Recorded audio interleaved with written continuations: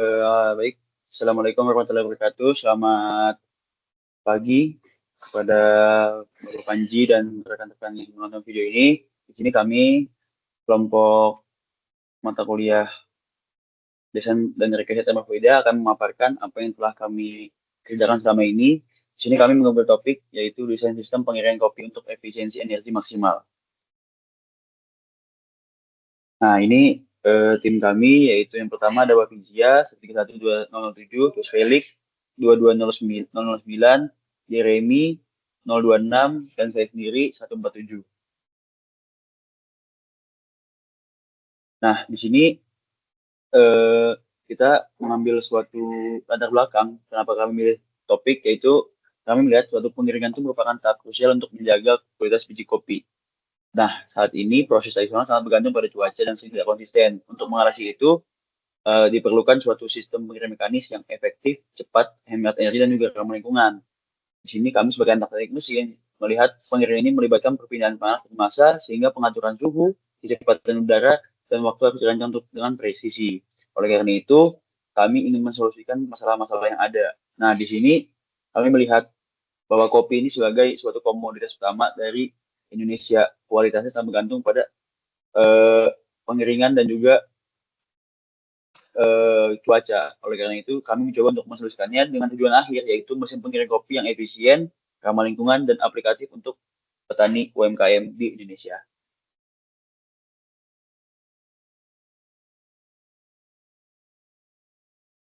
Di sini kita bisa lihat identifikasi masalahnya, yaitu dari latar belakang masalah yang akan dibahas adalah diperlukannya mesin pengiring kopi guna menunjang proses pasca panen dari biji kopi. Yang kedua, ketidakmerataan cuaca yang mempersulit produksi biji kopi karena memperlambat proses pengiringan. Batasannya apa? Yaitu ukuran maksimal dari mesinnya 1,5 kali 1,5 meter, tekanan maksimalnya adalah 6 bar, waktu maksimal penyiapan mesin itu hanya 20 menit, biaya bahan maksimal itu cuma $200 per bulan. Waktu pengeringannya digunakan selama 6 jam per hari dan begitu selama 5 hari selama seminggu. Di sini juga harus digunakan ASME sebagai standar dari keselamatan dari boiler dan vessel code. Tujuan penelitian ini adalah yang pertama membentuk desain mesin kopi, pengiring kopi yang efisien energi yang maksimal, lalu mendapat energi yang optimal untuk mesin pengiring kopi. Dan yang ketiga, mengidentifikasikan dan menganalisis parameter yang utama untuk mempengaruhi proses pengiringan seperti suhu, laju udara, dan waktu pengiringan. Nah, metodenya apa? Pertama, kami menggunakan studi literatur, yaitu mengkaji dan membaca dari sumber-sumber jurnal yang ada. Yang kedua, pemodelan dan simulasi. Di sini kami menggunakan beberapa software seperti ANSYS, lalu eh, SolidWorks, dan juga Aspen.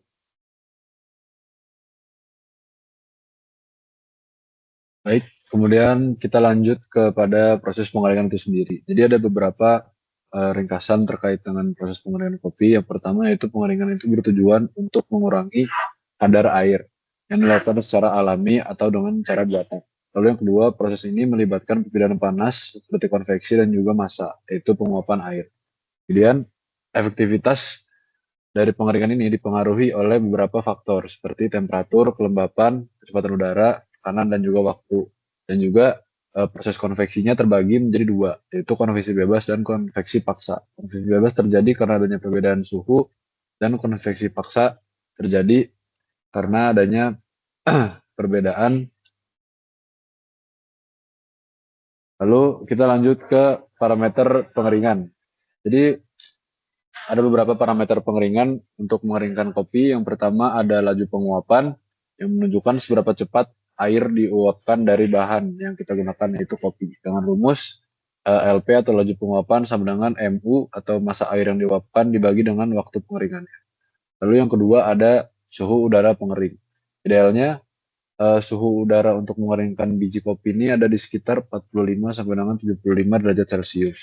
Di mana kalau kurang dari 45 derajat Celcius, jamur masih aktif, dan di atas 75 derajat Celcius, struktur bahan akan rusak. Kemudian parameter yang selanjutnya adalah kecepatan aliran udara. Di mana semakin cepat dan merata aliran udaranya, maka pengeringan akan lebih efisien lagi. Kemudian ada kadar air bahan yang menentukan jumlah air yang diuapkan dan waktu pengeringan. Kadar air bahan ini dapat dihitung berdasarkan berat basah dan berat kering dari biji kopi yang kami gunakan. Nah, kemudian ada juga kita mencari efisiensi dari pengeringan itu sendiri, di mana dibagi menjadi dua, yaitu energi untuk penguapan air dan juga energi untuk memanaskan biji kopi. Yang pertama kita bahas dulu mengenai energi untuk penguapan air.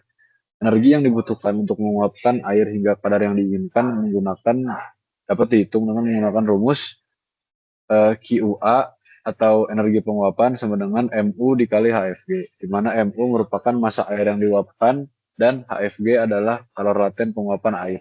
Lalu yang kedua, untuk menghitung energi untuk memanaskan biji kopi yang dapat digunakan untuk menaikkan suhu biji kopi kering, dapat dihitung dengan menggunakan rumus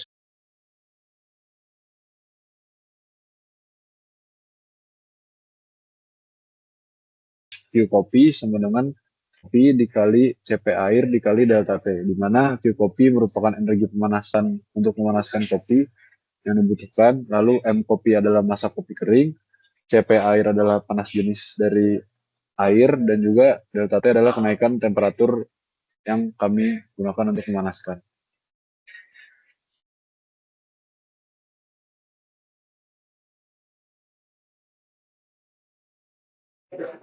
Ini diagram alir untuk penelitian kami dari mulai latar belakangnya, lalu studi literatur, dan juga pengujian alat, dan juga analisis dari alat yang sudah kita buat, dan juga kesimpulan sasaran.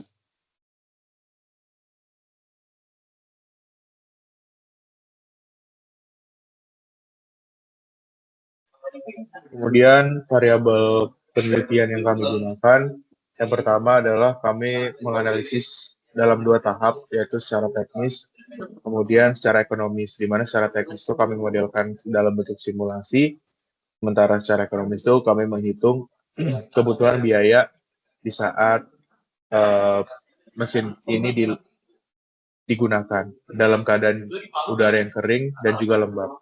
Kemudian kami merancang ada 3 alternatif sistem energi yang merupakan jadi heat source yang kami gunakan. Yang pertama, pemanasan menggunakan listrik PLN yang dimana itu menggunakan pembakaran dari batu bara, yang kemudian itu dari panas bumi, dan yang terakhir itu secara tenaga surya atau thermal surya.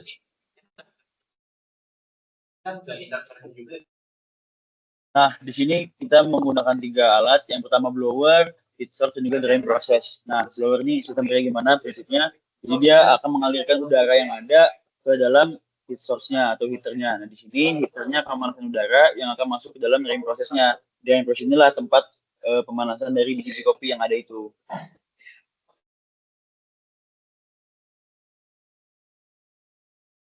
Ini technical drawing yang dari alat yang kita buat. Jadi yang pertama ini ada blowernya. Blowernya akan mengirimkan atau mentransmisikan udara ke kotak yang berisikan heaternya, yang mana di situ heaternya tersambung dengan pipa yang akan masuk ke dalam ke tempat drying prosesnya. Ini isometriknya. Nah, ini alat-alatnya. Di sini kita bisa lihat di pipa ini akan masuk ke dalam bagian paling bawah dari drying prosesnya. Nah, agar udara bisa mengalir secara merata, kami dari tiap-tiap tray-nya kami bolongkan atau kami bikin pattern partisi lingkaran yang gunanya untuk agar si udara panas ini bisa naik ke bagian paling atas dari raknya, sehingga udara yang masuk bisa masuk secara merata. Ini bentuk dari blowernya. Ini kami gunakan dimensi yang sesuai dengan footprint yang diwajibkan, yaitu ukuran maksimal untuk semua sistem kami adalah 1,5 kali 1,5. Di sini sistem kami menggunakan ukuran 1,4 meter kali 1,5 meter. Selanjutnya merupakan mathematical modeling. Dalam mathematical modeling ini, kami mengukur atau menghitung Q atau energi yang dibutuhkan oleh heater menggunakan M CP delta T. Dan perhitungan untuk mengeringkan kopi dengan M CP kopi dikali delta T dan ditambah dengan M evaporasi dikali dengan L. Di mana T1 dan T2 ini kami define dengan temperatur yang kami inginkan untuk mengeringkan kopi sesuai dengan standar dan jurnal-jurnal sebelumnya kami dapatkan bahwa pengeringan kopi itu maksimal di 65 derajat Celcius dan kami asumsikan temperatur awalnya ada di 25 derajat Celcius. Kemudian kami menggunakan bantuan dari MATLAB untuk melakukan perhitungan, di mana dengan efisiensi alat 65%, kami mendapatkan 2,18 kW untuk mengeringkan kopi dalam waktu 1 jam. Kemudian ini merupakan pemodelan Aspen Plus serta PNID-nya. Kami menggunakan aplikasi Aspen Plus untuk memodelkan sistem yang akan kami gunakan. Sistemnya itu simpel dengan adanya air in masuk ke dalam heater, kemudian menjadi air hot, kemudian dicampur dalam air stoik yang kami define sebagai dryer untuk mengubah wujud kopi basah yang memiliki kandungan air sekitar 55% menjadi kopi kering yang punya kandungan sekitar 12%, sesuai dengan paper yang kami baca-baca sebelumnya. Kemudian pada bagian bawah itu kami define kecepatan air in atau udara masuk ke dalam heater dari blower dengan kecepatan 1,8 kg per hour dengan kandungan O2 sebesar 0,21 dan N2 sebesar 0,79. Kemudian kopinya kami define sebagai non-convectional solid pada Aspen Plus. Jadi kami mencari data mengenai ultanal dan proksanal yang kami input ke dalam Aspen Plus, dan juga ini merupakan pendefinisian dari heater yang kami gunakan. Jadi heater yang kami gunakan itu akan memanaskan temperatur hingga 100 derajat agar air out-nya atau air hot-nya mencapai 65 derajat Celcius.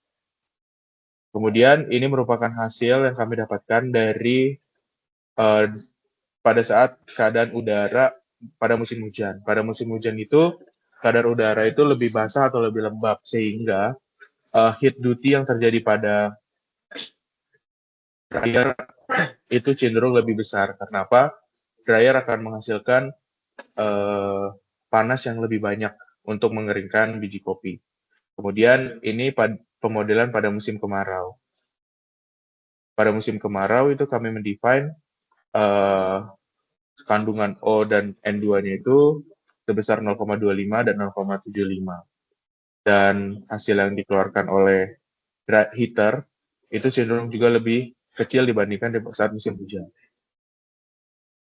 Ini pemodelan untuk 50% beban kopi yang dimasukkan pada musim kemarau dan juga 100%. Dan ini untuk yang musim hujan. Dapat kita lihat bahwa di saat pemodelan dimasukin beban hanya 50%, itu menghasilkan panas yang lebih besar. Sebenarnya itu bukan panas yang lebih besar, namun karena sistem kami merupakan pengeringan konstan di mana heater dan blower akan menyala dengan tenaga tertentu secara steady state, namun beban yang dimasukkan itu lebih kecil, sehingga panas akan terasa lebih banyak. Karena apa? Karena lebih sedikit biji kopi yang menyerap panas, sehingga diasumsikan dari Aspen Plus tersebut panas atau jumlah heat duty yang dikeluarkan itu jadi lebih besar. Ini merupakan analisis transient yang kami lakukan menggunakan bantuan dari MATLAB. Kami mendapatkan daya pemanasan maksimum atau minimum sebesar 9,86 kW untuk menaikkan udara dari 25 derajat Celcius hingga out-nya menjadi 65 derajat Celcius selama 333,1 detik. Di mana ini lebih rendah dari 20 menit atau 1.200 detik. Dan kemudian kami menggunakan bantuan ANSYS untuk melihat persebaran udara, yang dimana kami meninjau pipa outer atau heat out-nya dari si heater. Bisa dilihat dalam 1 detik, ia naik 0,157 derajat Celcius, yang dimana ini akan terus bergerak dengan asumsi adanya juga konveksi dari luar atau lingkungan, sehingga pada detik ke-333, ia akan tepat berada di 65 derajat Celcius.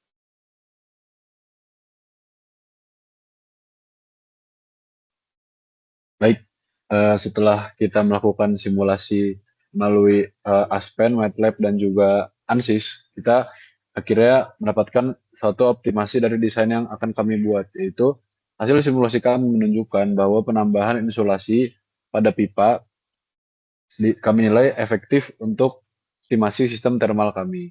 Dari gambar yang ada di sebelah kanan ini dapat dilihat bahwa penurunan temperatur dari bagian dalam pipa ke permukaan pipa ke insulasinya dengan suhu yang turun dari 337,78 Kelvin menjadi 330,22 Kelvin.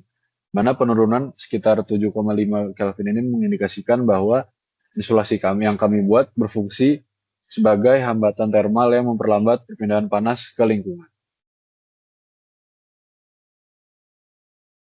Nah, kemudian di sini kami juga melihat dari grafik konvergensi yang menunjukkan solusi numerik yang kami buat telah mencapai kondisi tunak yang stabil. Penambahan insulasi ini menurunkan temperatur permukaan luar sehingga mengurangi perbedaan suhu dengan lingkungan dan dapat menekan kehilangan panas sesuai dengan hukum pendinginan Newton.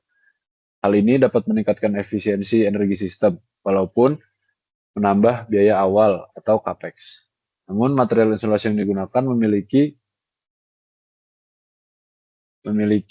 konduktivitas thermal yang relatif tinggi, yaitu sekitar 0,1 watt per meter Kelvin, dengan densitas yang cukup tinggi juga, sehingga kurang optimal jika dibandingkan dengan insulasi standar seperti rockwool atau fiberglass, yang artinya meskipun insulasi itu sudah bekerja, performanya masih dapat ditingkatkan lagi dengan penggunaan material yang lebih efisien. Kemudian di sini kami juga membuat analisis mengenai perhitungan sumber energi yang kami gunakan yang paling efektif. Jadi dari hasil perhitungan kami dengan MATLAB didapatkan bahwa energi yang kami gunakan untuk operasi setiap harinya adalah 52,62 kWh dan kami kali sehingga kami mendapat energi yang digunakan per bulannya yaitu 1105,02 kWh dengan rincian biaya harian dari 3 sumber listrik yaitu geothermal sebesar 69.000 per hari atau listrik PLN yaitu 76.000 per hari dan tenaga surya sekitar 54.000 per hari. Maka dari itu, dari biaya-biaya yang sudah kami buat ini, kami simpulkan bahwa kami memilih tenaga surya sebagai sumber energi kami yang paling efektif karena memiliki cost yang paling rendah yaitu sekitar 1.143.000 per bulannya atau kalau dikonversi jadi dolar sekitar 69,66 dolar. Selanjutnya kami akan membahas mengenai perhitungan biaya dari tugas besar yang kami lakukan. Perhitungan biaya kami bagi menjadi dua, capex dan opex bulanan. Dengan capex sebesar 5.825.000 dan opex sebesar 1.356.605 rupiah per bulannya. Dengan rincian sebagai berikut.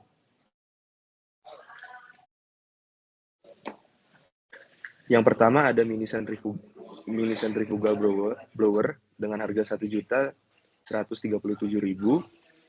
Selanjutnya ada control panel starter box dengan harga 850.000. Kabel dan aksesoris instalasi, dudukan dan mounting bracket, karet peredam getaran, biaya instalasi dan pengujian, transportasi dan pengiriman unit. Selanjutnya ada capex untuk rangka mesin pengering kopi.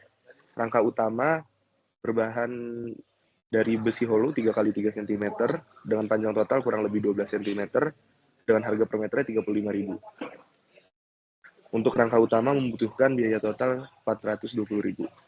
Selanjutnya ada dinding dan lantai kabinet yang berbahan plat galvanis 1 mm dengan rivet-rivet yang diperlukan sebanyak 2 lembar.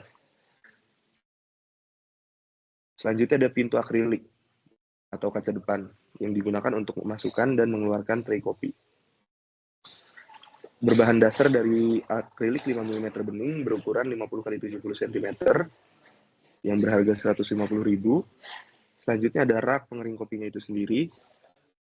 Plat galvanis berlubang 4 susun dengan harga per platnya adalah 50.000. Lalu kami juga menggunakan heater immersion flying dash sebanyak 1 unit dengan harga 1.950.000. Dan pemasangan biaya-biaya instalasi dan aksesoris-aksesoris lainnya. Selanjutnya, kami akan membahas operating expense per bulan yang dibutuhkan oleh alat pengering kopi kami. Yang pertama ada listrik blower yang menggunakan sumber listrik yang berasal dari PLTS dengan kebutuhan bulanan 12,474 kWh dengan harga Rp1.035. Ini memerlukan biaya 12.910 per bulannya. Selanjutnya ada listrik untuk heater dengan sumber listrik yang sama berasal dari pembangkit listrik tenaga surya dengan kebutuhan per bulan 1.105,02 kWh. Sehingga membutuhkan biaya 1.143.695. Dan terakhir kami memasukkan biaya perawatan karena pada alat pengering kopi kami menggunakan banyak alat-alat mekanis seperti blower. Jadi kami memasukkan biaya perawatan sebesar 200.000 sebulan. Kesimpulan akhir dari tugas besar yang kami lakukan adalah dari penelitian ini kami mendapat bahwa perancangan mesin pengering kopi yang efisien merupakan sebuah problem rekayasa multidisiplin yang mengintegrasikan prinsip termodinamika, perpindahan panas, mekanika fluida, dan ekonomi teknik. Desain yang paling unggul bukanlah desain yang tercanggih secara teknologi semata, melainkan yang mampu memberikan biaya energi terendah sesuai dengan skala produksi, lokasi geografis, dan kapasitas modal yang tersedia. Dengan demikian, penelitian ini berhasil meletakkan fondasi kerangka kerja analisis yang komprehensif untuk pengembangan mesin pengering kopi di masa depan, dengan menekankan bahwa efisiensi sejati adalah hasil dari keseimbangan yang cermat antara modal operasional dan keberlanjutan. Adapun saran-saran untuk tugas besar yang kami lakukan, yang pertama adalah fabrikasi prototipe dan validasi eksperimental. Karena kami hanya meninjau secara teoritis dan secara simulasi, kami menyarankan untuk melakukan fabrikasi prototipe dan melakukan validasi eksperimental. Selanjutnya adalah studi kelayakan mendalam untuk energi terbarukan. Karena yang kami tujukan di sini adalah untuk membuat sebuah mesin pengering kopi dengan tingkat efisiensi yang tinggi, maka perlu dilakukannya studi kelayakan lebih lanjut mengenai energi terbarukan yang dapat dimanfaatkan untuk mesin pengering kopi kami. Selanjutnya untuk proyek ini diperlukan analisis CFD untuk aliran udara internal yang lebih detail guna memaksimalisasi hasil dari simulasi dan model matematis yang kami buat. Mungkin sekian yang dapat dipresentasikan oleh kelompok kami. Mohon maaf bila banyak kekurangan. Wassalamualaikum warahmatullahi wabarakatuh.